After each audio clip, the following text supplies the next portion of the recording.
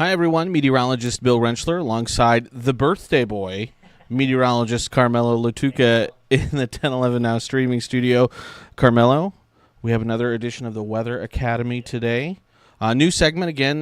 We've only done one, so this is segment number 2. So if you joined us last week, we kind of broke down just kind of tornadoes in general, speaking in general terms, kind of how they form, where we see most of our tornadoes and things like that. And today, we're kind of doing a little bit of a deep dive into more historical, noteworthy tornadoes that have struck the state of Nebraska. We're going to go through 7 different tornadoes, each of them unique in their own way, and some of them a little bit more recent than others, but like I said, they all have their own story, so we should just get straight to it, Bill. Okay. And I'm going to make sure you get that mic right up there, because your levels were looking a little low there, Carmelo. We want to make sure everyone can, hear you, so... But yeah, so, and before we kind of jump into the tornadoes, we really briefly did want to touch on, what happened yesterday. Oh my goodness. Yesterday was not tornado damage. No, but straight line wind damage. Yes.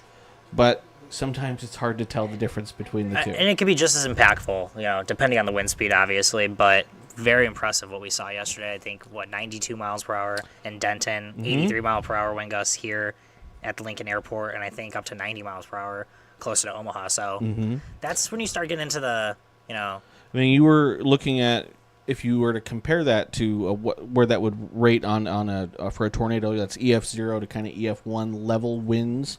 Again, tornadoes are based on the damage that they do, but again, those winds were up there, tornado strength winds. So it was pretty, and just a huge swath.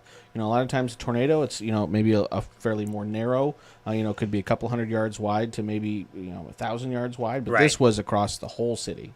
It was, and I mean, I think the strongest wind gust ever in Lincoln, 93 miles per hour back in December a few years ago. So this is pretty far up there. I mean, 83 mile per hour wind gust. So it was definitely, you felt it yesterday. You saw it. A lot of power flashes, a lot of people without power. We had told to conserve water. I mean, that's just crazy what happened yesterday. It was. So, but not tornado damage, but just straight line wind damage.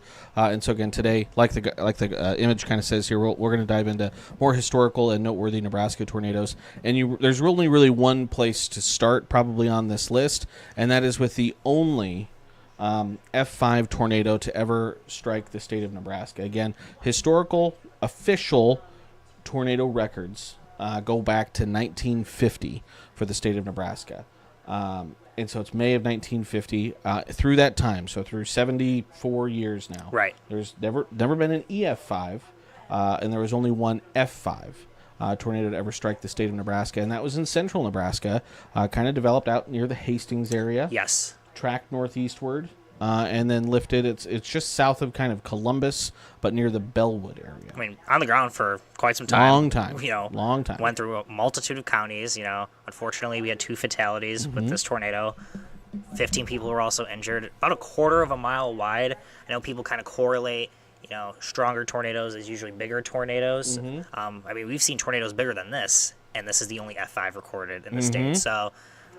Every tornado is kind of unique in their own way. Some of them look similar to each other, but still, I mean, that's still a pretty big distance. We're talking about a quarter of a mile from, west to east, let's say. And again, to put it in perspective, at the time, the Hallam tornado, when it struck in 2004, was the widest ever tornado to strike anywhere in the United States. And that was 2.5 miles wide. Right, so that's 5 times bigger than this one. And that was an F4. Yes. This was just a quarter of a mile wide, and it was an F5. Absolutely. I mean, we base it off of the damage that's told, not the wind speed or the estimated wind speed, nor how big the tornado is. So, but this tornado did have, again, it was rated as an F5. So if you look back at the Fujita scale, again, they did things a little bit differently. And again, it was just an estimation of the wind speed with the tornado. But an F5, that wind speed, that category, basically put those winds at over 260 miles an hour, which are just incredibly intense winds. It's hard to imagine that in your head. And then you see the damage, and then it comes a little bit more realistic. I mean, yesterday, we had 30,000 people without power in Lincoln with 80 mile an hour winds. So, oh my God. Triple that. And it's not good. It's not good. And so, again, not a ton of images from this event, but you can kind of see the one image there, overhead imagery. And again, this tornado tracked through a lot of rural areas. So one of the things we can see from that overhead aerial imagery when it does track through open areas is the swirls. Yes. Because these tornadoes, when they're that strong, they're ripping grass out of the ground. They're flattening crops. as they go through those areas. And essentially, I mean, we know it's rotating, but literally rotating as it moves along its path. So those swirls you can see in that bottom right image, but that's some aerial imagery there, and we're going to see a little bit more as we get a little more in depth as we go a little bit more in time. But we're going to go actually further into the past, Bill, aren't we? For this next one? We're going to hop back in the Wayback Time machine, and we're actually going to go to before the historical records actually begin. So this is the Easter tornado, which struck eastern Nebraska, Omaha, March 23rd, 1913. So this was over 100 years ago. And again, while this tornado is not, quote unquote, officially in the record books. Right. This was one of the deadliest tornadoes that ever struck the state of Nebraska. Over 100 people, unfortunately, were killed from this tornado, and that was mostly in Omaha, but it hit small communities like Utan, Meade, Nahaka, DeSoto, and areas in far east central sections of the state. Absolutely. I mean, I think there's a multitude of factors that go into that. You know, I'm sure the way homes and buildings were constructed a little bit different 100 years ago compared to how they are now. No advance warning, no sirens. You know, you're not pulling up your phone and seeing the radar, or getting there's none messages of that. from the There's National none of Weather that. Service. There's no outdoor warning sirens. So if you weren't paying attention, you could go outside and it could literally be happening. So pretty scary stuff. And so again, we see some images here. Again, we're in the Wayback Time machine over 100 years ago. So even the fact that we have some images, again, and an image of the tornado there. I don't know how easy it was to take pictures in 1913, but to get an image of that tornado from that day is pretty incredible. Again, you can kind of see in the middle image there, it's kind of the damage path again through Omaha as it hit Omaha, and then again the damage, the picture on the right there, you can see the steam engine, steam locomotive. I don't know if this is a roundhouse, train station, or whatever it might be, but again, after that tornado hit in 1913, and additional images from the homes and the old Model T. Oh my goodness. Probably didn't take too much to move some of these structures. And when we're talking F4 wind speeds, I mean, that's over 200 miles an hour, so estimated at least. So pretty impressive stuff. So, again, number one was the only F5 we've ever had. Number two, Easter tornado F4 in 1913. Number three, a little bit more recent. We jump forward about 60 years. This is another tornado that struck Omaha. The May 6, 1975 tornado. This was also an F4 tornado, one of the strongest tornadoes that we have on record to hit the state. And this, a lot of people remember this one because it hit the hospital, Bergen Mercy Hospital in Omaha, which coincidentally is where I was born. So is there a coincidence that you're now a meteorologist, Bill? I'm not saying that there is, but there could be. But yeah, so it hit the hospital up there in Omaha. And you actually had, again, reports from that day. You had a patrolman, a police officer, driving alongside this tornado, sounding his sirens and reporting the location, movement, and damage that was being done. And again, this is still 50 years ago. So again, the technology that they had available to them is way different than what we have now. 3 people, unfortunately, were killed from this tornado in Omaha. There was an elderly woman who died in her home, who they think likely just didn't hear the warning. And you had a waitress that was killed in a restaurant as she was sheltering, and another man was killed while he was trying to seek shelter at a gas station. I mean, this just goes to show, though, whether it's 50 years ago, whether it's a few months ago, and we'll get into that. I'm sure people know what I'm talking about. But public reports, this, the police officer sounding the sirens with his own vehicle, I can't imagine a day where they're not going to be important. So it just goes to show, probably the number of lives he alone saved during this event. Yep. And again, I think we all take for granted how easily we can access information. Yeah, absolutely. That you couldn't do in 1975. If you go forward a couple more years after that, this is honestly probably one of. I think you could make the argument for the most famous or historical event to strike the state of Nebraska, and that was 44 years ago. It was June 3rd, 1980, the Night of the Twisters in Grand Island. I've yet to read this novel or see the television movie, so I feel like I just spend a day John doing Schneider that. in there. It's a great book. Again, a lot of people know this from the book now because it is a great read, but that book is based on this night in 1980, and so. I recently did a presentation, a school presentation on this event. They asked me, has anything similar happened to this? And really, I don't think there is, Carmelo. A storm complex moving at really less than 10 miles an hour, producing 7 tornadoes half of which were spinning one way and the other half which were spinning the other way. And that's incredibly rare. I mean, Incredibly you can rare. see it in this one slide we have here. 99% of the tornadoes rotate counterclockwise. Mm-hmm. And we have some of these tornadoes literally rotating in the different directions. Mm-hmm. So, I mean, I've seen some stationary, very slow-moving tornadoes. Even the last few months this season, I think there was one in northeastern Nebraska, closer to like Norfolk and Stanton County. But 7 in 3 hours moving this slow, nothing I've seen recently. And again, this is a great example. Again, a lot of times, when we do these school presentations and things like that, one of the questions is, well, how do tornadoes move? Which way do they move? Right. How fast do they move? And most of the time they're moving as fast as the storm itself is moving. Correct. Which this storm itself was just almost completely stationary. But tornadoes themselves will move whichever way they want to. Absolutely. Generally, it's with the storm. So if the storm's moving west to east, those are the tornado. But in that west to east movement, it can also wiggle around left, right, up, and down. And the Night of the Twisters is a perfect example. If you look at some of these paths, they're moving. This tornado's moving to the west, and then to the south, and then to the east, and then back to the west, doing literal loop-de-loops. I can't imagine being in Grand Island on this now. Evening. This would have been incredible. And so it was tornado number 5. There were 7 tornadoes. Yes. Tornado number 5 was the most deadly that night. It basically went down Locust Street, and it killed multiple people. And again, there were multiple people injured. 5 people in total were killed from that night, about 200 injured. And again, some of the famous pictures from that night. Again, you have the restaurant sign there that says Tornado Crossing. And they had to take all this debris, and it had to go somewhere. Right. So they dug a big hole. They did. And they put all the debris in this hole. And so to this day, you can go visit Grand Island, and you can visit a historical site, Tornado Hill. And that's, they filled the hole with all the debris, covered it up, and that's where all that tornado debris still sits. Incredible. It is pretty incredible.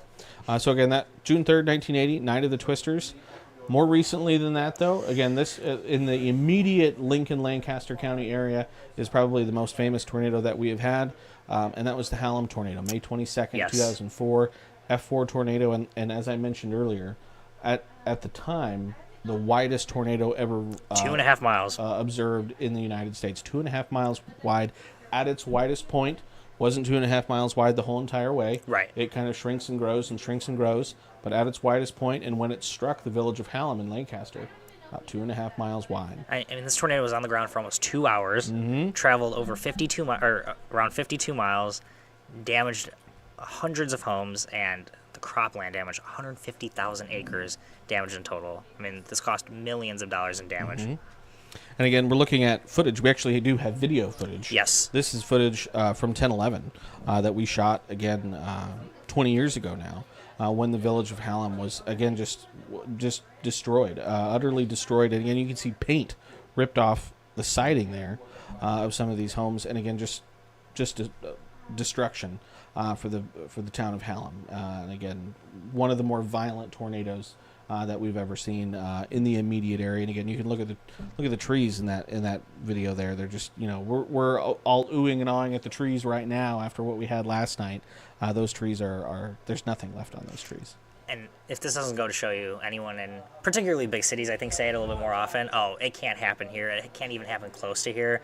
This is about as close as it gets. We're talking southern Lancaster County, very close to Lincoln. I don't even want to imagine what would have happened if this track had shifted further north. And so this tornado actually started, again, I believe it was... near Dakin. Near Dakin, I believe that's northern Jefferson County. And again, track to the north and east, and you can see on that path right here, what initially they kind of rated it EF0 or F0, F1 Right. damage.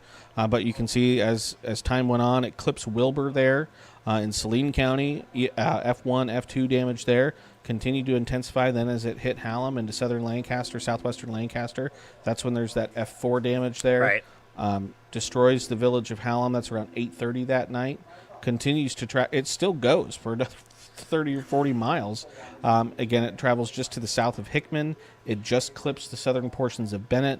And again, fortunately for the city of Palmyra in Odo County, that tornado lifts at 9:10. So it's on the ground for almost 2 hours.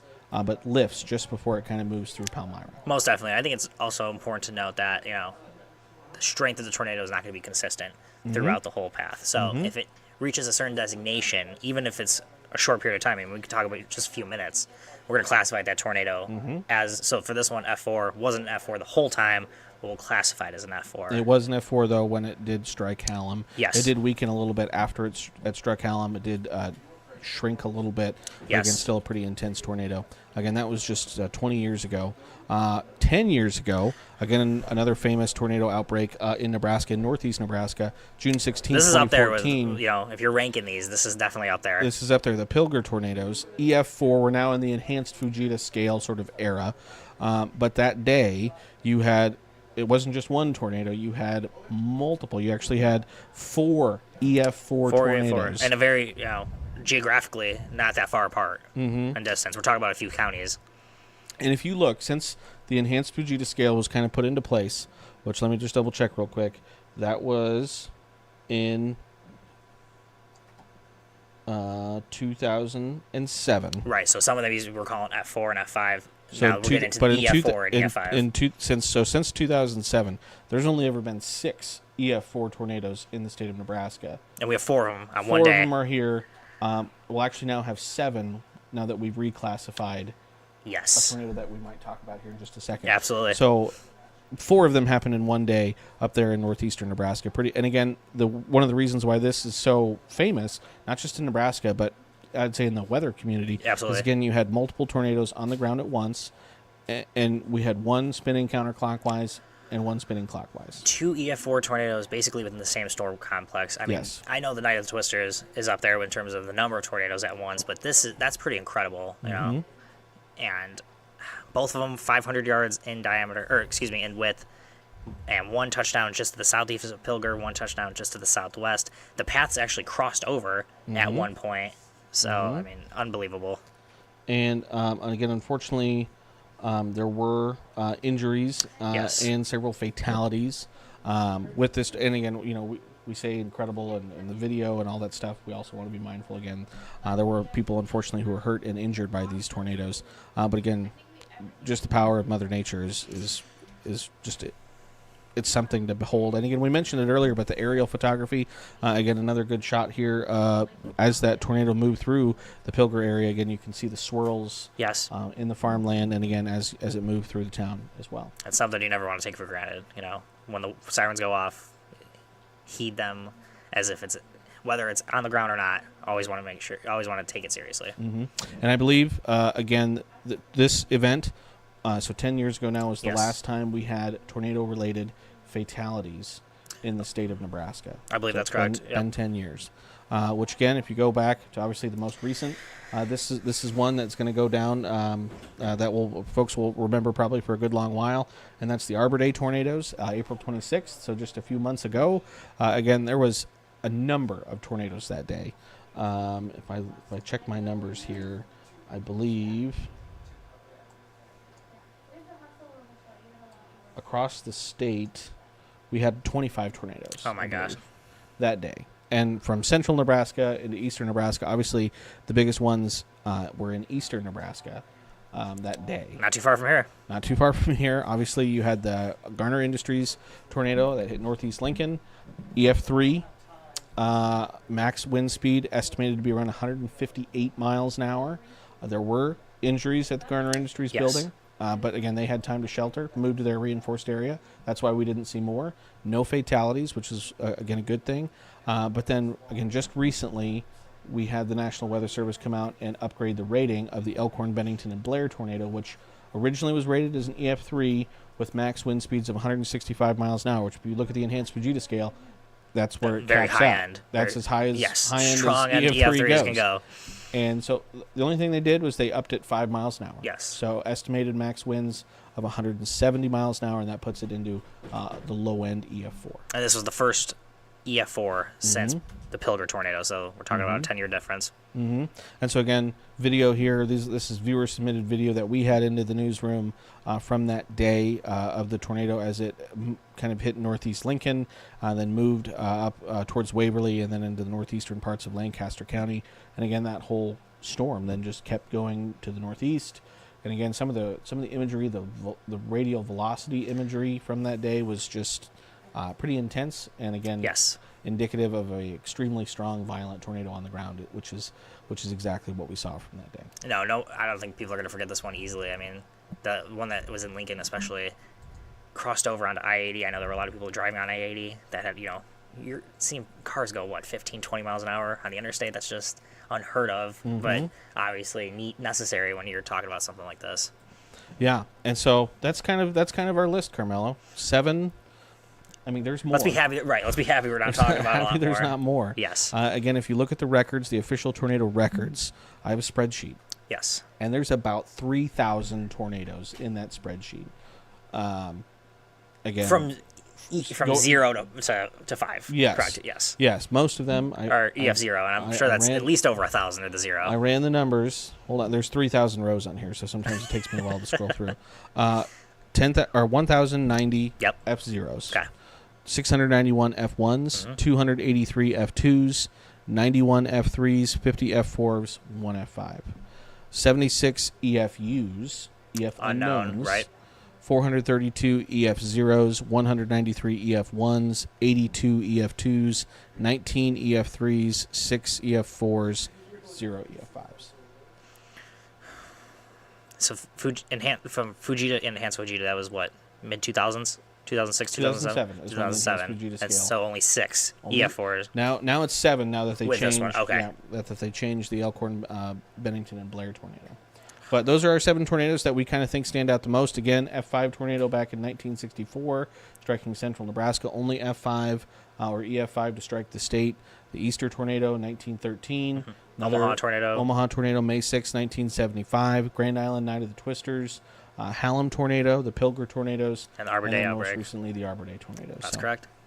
So it's been a pretty active season, Bill. It has been. I mean, thankfully we're in August now. Hopefully things quiet down for us a little. Yes. So, all right. So thanks everyone for tuning in and watching another edition of the Weather Academy. Again, next week I think what we might do, hopefully a little bit of a shorter version. Okay. Again, we went 40 minutes the first week. Yes. We're at about 20 minutes now. Right. So maybe next week we can get it down to like 10. Okay. But I think what we'll do next week is dive into the Fujita scale, enhanced Fujita scale. Okay. Kind of break down like, hey, what's the difference? What are the wind speeds? What are you looking for? Things like that. So tune in next week if you're interested in that. Again, hopefully we'll again do that next Thursday. You can check out, there's a streaming schedule that lives on our webpage under the Watch Live tab on 1011now.com, and you can hopefully, again, figure out kind of the schedule for that there. So most definitely. Anything else, Carmelo, we need to let people in? Oh. Doing anything special for your birthday tonight or doing anything? I'm going to go out to dinner. There you go. I'm going to go out to dinner. Probably going to go bowling, too. Ooh, big bowler, big avid bowler. So you see me with my bowling ball. So you got bumpers or no bumpers? Oh, no bumpers. No bumpers? No bumpers. Okay. What pound ball do you use? I think it's 12 pounds. 12-pound ball? Yeah. All right. Well, that will hopefully be good. So thanks, everyone, for tuning in, watching. As always, we really do appreciate it. Again, as always, keep it tuned to 1011, both on air and online, for all of your latest weather, severe weather information, but also for all of your latest news and sports as well. So until next time, folks, hope everyone has a nice Thursday afternoon.